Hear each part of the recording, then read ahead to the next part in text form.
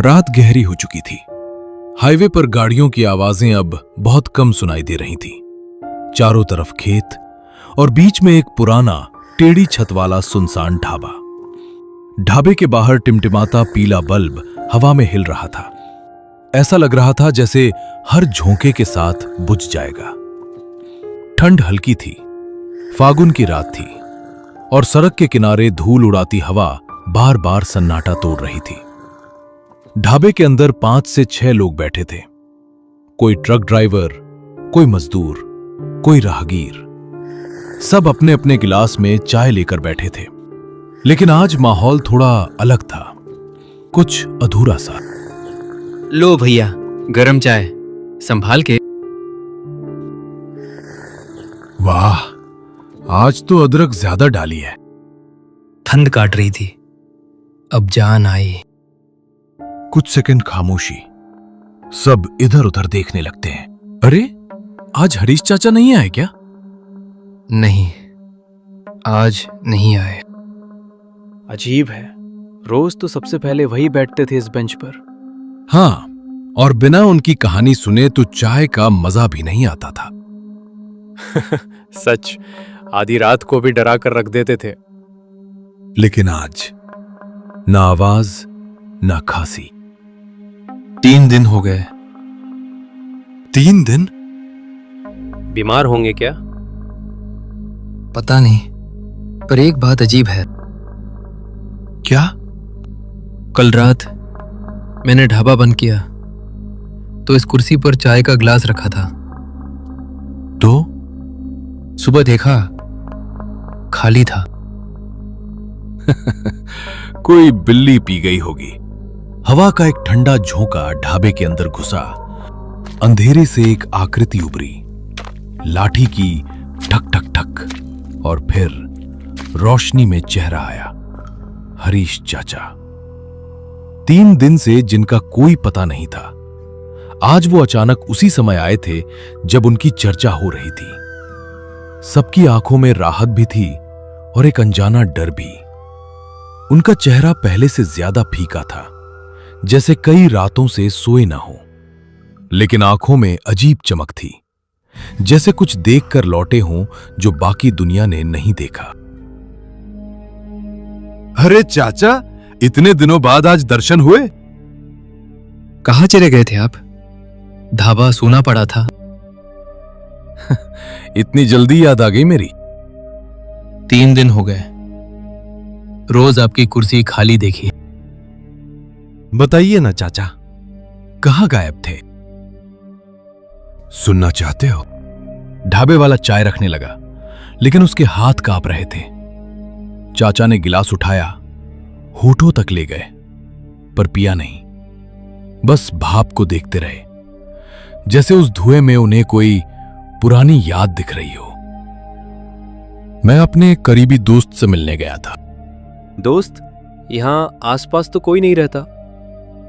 कौन दोस्त चाचा? राजपाल।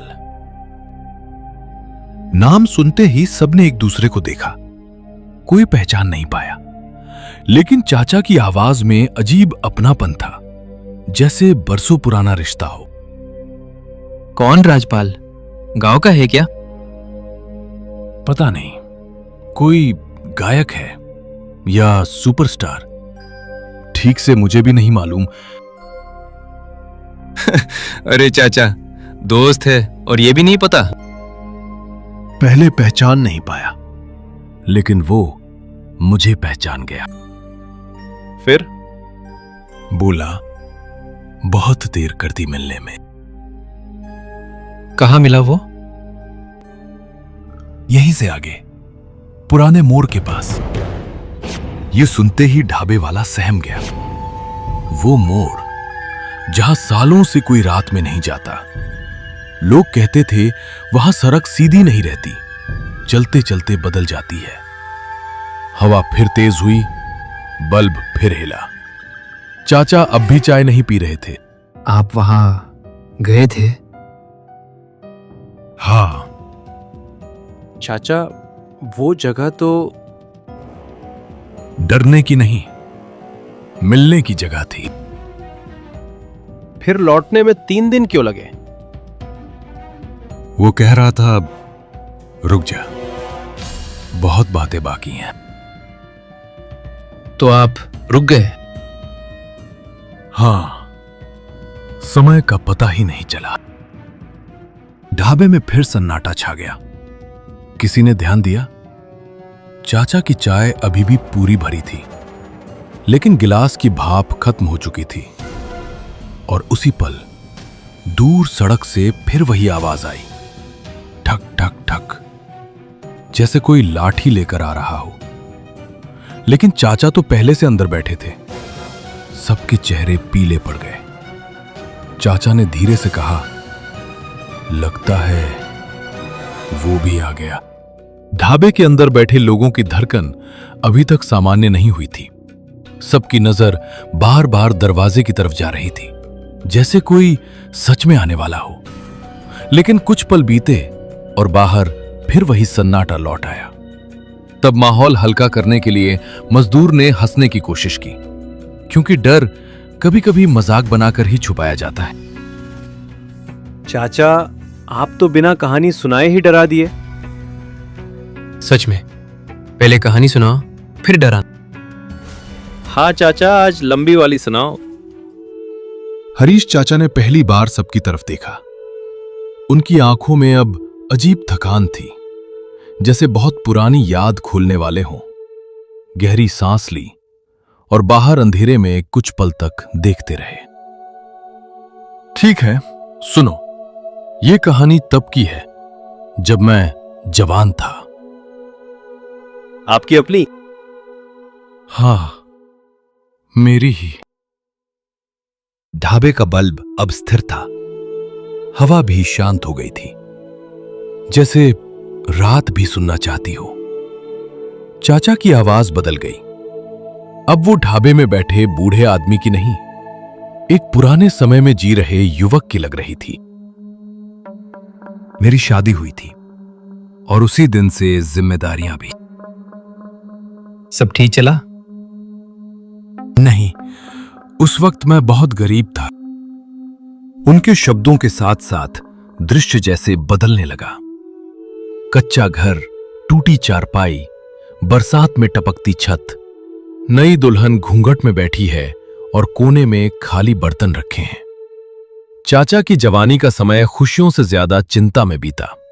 काम मिलता तो 2 दिन, फिर कई दिन खाली। पेट से पहले चिंता भरती थी। दिन भर मजदूरी ढूंढता था और कई बार खाली हाथ लौटता था। भाभी कुछ कहती थी? कहती नहीं, छुपाती थी। भूख भी और आंसू भी। ढाबे में बैठे लोग अब पूरी तरह शांत थे। कोई चाय नहीं पी रहा था। हर किसी को लग रहा था ये सिर्फ कहानी नहीं, किसी अधूरी रात की शुरुआत है। चाचा ने अगला वाक्य बोलने से पहले आसमान की तरफ देखा। लेकिन असली मुसीबत तब शुरू हुई जब पहली होली आई। बल्ब एक बार फिर हल्का झपका। ढाबे के अंदर सन्नाटा था। हरीश चाचा की आवाज अब धीरे धीरे उस पुराने समय को खोल रही थी। उनकी पत्नी बहुत खूबसूरत थी, इसमें कोई शक नहीं। लेकिन दुनिया की एक पुरानी कहावत भी है, गोरे रंग पर इतना गुमान मत कर, ये 2 दिन में ढल जाता है। और यहां रंग से मतलब चेहरे की चमक नहीं, यहां बात स्वभाव की थी। सुंदर चेहरा हर किसी को अच्छा लगता है, पर स्वभाव वो समय के साथ असली रूप दिखाता है। हरीश चाचा की पत्नी का चेहरा चांद जैसा था, लेकिन मन हमेशा चाहतों से भरा। वो चाहती थी अच्छा घर, अच्छे कपड़े, अच्छा खाना, और ये सब उस समय हरीश दे नहीं पा रहा था। सुनते हो, शादी को इतना समय हो गया। हाँ, तो कब दिलवाओगे मुझे साड़ी, और कब खिलाओगे मनपसंद पकवान? हरीश उस वक्त खामोश हो गया था, क्योंकि जेब में सिर्फ 2 सिक्के थे। फागुन का महीना शुरू हो चुका था। गांव में हर घर में होली की तैयारी। कहीं रंग सूख रहे थे, कहीं गुजिया तली जा रही थी। लेकिन उनके घर के चूल्हे में उस दिन भी राख ठंडी पड़ी थी। अभी हालात ठीक नहीं है। हालात कब ठीक होंगे? कोशिश कर रहा हूं। कोशिश से पेट नहीं भरता। हरीश चाचा कहते कहते कुछ पल रुक गए, जैसे वो आज भी उस ताने को महसूस कर रहे हो, और आगे बोले। होली का नाम आते ही उनकी पत्नी की उम्मीदें और बढ़ जाती थी। उसे लगता था शादी के बाद पहली होली सबसे खास होती है, लेकिन गरीबी त्योहार नहीं समझती। सब औरतें नई साड़ी पहनेंगी। मैं कोशिश करूंगा। और मैं क्या पहनूंगी? कुछ न कुछ इंतजाम होगा। कब? ढाबे में बैठे लोग अब पूरी तरह कहानी में डूब चुके थे। बाहर हवा फिर चलने लगी। हरीश चाचा की आंखों में हल्की नमी थी। उन्होंने धीमे कहा, उस दिन पहली बार लगा गरीबी सिर्फ पेट नहीं जलाती, रिश्ते भी जला देती है। और उन्होंने अगला वाक्य बोलने से पहले गहरी सांस ली। फिर आई वो होली की रात जिसने सब बदल दिया। ढाबे की आग अब धीमी जल रही थी। लकड़ी की लाल चिंगारियां जैसे कहानी के दर्द को और गहरा कर रही थी। हरीश चाचा की आवाज भारी हो गई। उन्होंने बताया, वो दिन ऐसे थे जब 2 वक्त की रोटी भी तय नहीं होती थी। काम कभी मिलता कभी नहीं, और हर शाम घर लौटते वक्त दिल में डर होता, आज फिर क्या सुनना पड़ेगा। उनकी पत्नी उनकी मजबूरी समझ नहीं पा रही थी। उसे लगता था कि हरीश कोशिश नहीं कर रहा, जबकि हकीकत ये थी वो टूटकर भी कोशिश कर रहा था। लेकिन चाहत और जरूरत का फर्क जब कोई नहीं समझता, तब रिश्ते सबसे पहले टूटते हैं। कब तक ऐसे चलेगा हरीश? ना कपड़ा, ना खाना, ना त्योहार। मैं कोशिश कर रहा हूं। मुझे कोशिश नहीं, पैसा चाहिए। हरीश चाचा बताते हैं, उस दिन बात पहली बार इतनी बढ़ी कि घर की दीवारें भी कांप उठी। बाहर फागुन की हवा चल रही थी, अंदर रिश्ते बिखर रहे थे। सुन लो, पैसा है तभी मैं रहूंगी, नहीं तो मैं अपने मायके चली जाऊंगी। तो जा, मुझे भी जरूरत नहीं तुम्हारी। ये शब्द गुस्से में निकले थे, लेकिन शब्द जब बाहर आ जाए तो वापस नहीं लौटते। उस पल दोनों की आंखों में आंसू थे, पर अहंकार उनसे बड़ा था।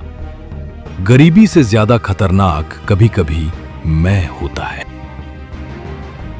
कोई बात हुई? आज पैसा नहीं है तो घर छोड़ने की बात? हाँ, मैं दुख झेलने नहीं आई। रिश्ता दुख सुख से चलता है। तो तुम ही निभाओ, मैं जाती हूं।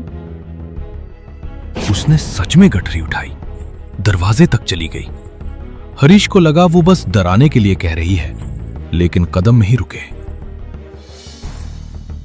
दरवाजा बंद हुआ और उस आवाज ने पूरे घर को खाली कर दिया।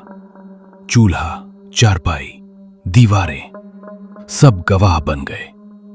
एक पल के गुस्से ने सालों का साथ तोड़ दिया। ढाबे में बैठे लोग चुप थे। हरीश चाचा ने धीमे कहा, मुझे लगा सुबह तक लौट आएगी, लेकिन वो रात आखिरी थी। बाहर हवा और ठंडी हो गई। उस रात नींद नहीं आई। हर आहट पर लगता दरवाजा खुलेगा, पर सुबह हुई और दरवाजा बंद ही रहा। दिन बीते, फिर दूसरा, फिर तीसरा। अब हरीश समझ चुके थे वो सच में मायके चली गई है। उधर मायके में शुरू के 2-3 दिन अच्छे बीते। मां ने प्यार दिया, बहनों ने बातें की, लेकिन धीरे धीरे वही घर उसे पराया लगने लगा। आराम कर ले, अब काम मत करना। जीजा जी लेने कब आएंगे? गांव छोटा था और छोटे गांव में सवाल बहुत बड़े होते हैं। जो भी मिलता पूछ बैठता। उसके चेहरे की मुस्कान धीरे धीरे खत्म होने लगी। अब उसे हर आवाज ताने जैसी लगती। अरे बहू, अभी तक यही हो?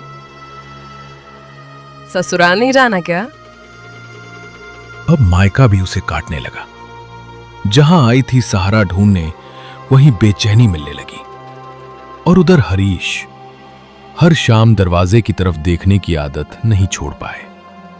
चाचा ने धीमे कहा, तब समझ आया, अकेलापन तानों से ज्यादा दर्द देता है।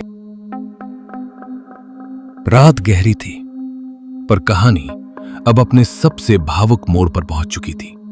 हरीश चाचा की आवाज धीमी हो गई, जैसे वो उन दिनों को फिर से जी रहे हों। मायके में अब दिन भावी होने लगे थे।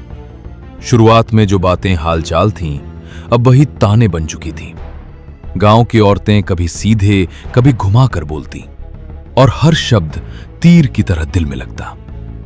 धीरे धीरे हरीश की पत्नी को एहसास होने लगा, जिस दर्द को वो पहले छोटी बात समझती थी, वही दर्द अब उसके अपने हिस्से में आ गया है।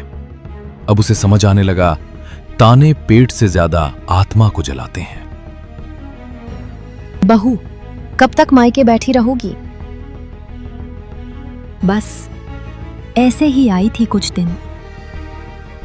कुछ दिन? महीना होने को आया। आजकल की लड़कियां भी ना, जरा सी परेशानी हुई और मायका।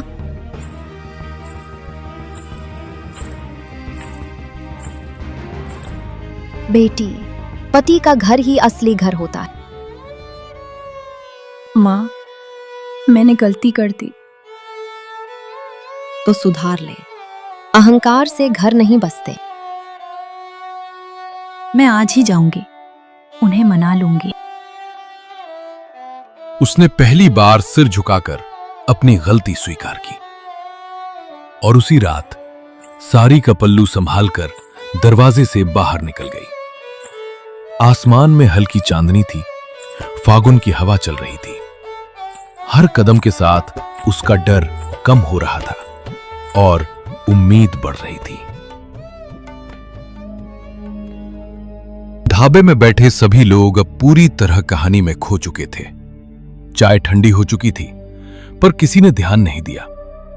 हरीश चाचा की आंखें दूर अंधेरे में टिकी थीं, जैसे वो उस रात को फिर से देख रहे हों। उन्होंने बताया, उस रात दरवाजे पर हल्की दस्तक हुई थी, धीमी, कांपती हुई। और हरीश, जो कई रातों से उसी आहट का इंतजार कर रहा था, एक पल को जागा। फिर सोचा सपना होगा, पर दस्तक फिर हुई। हरीश, दरवाजा खोलो। कौन? मैं हूं। तुम? मुझे माफ कर दो। दोनों कुछ पल चुप रहे, न कोई ताना, न कोई गुस्सा, बस आंसू जो कई दिनों की दूरी को पिघला रहे थे। उस रात पहली बार उन्होंने बिना शब्दों के एक दूसरे को समझा।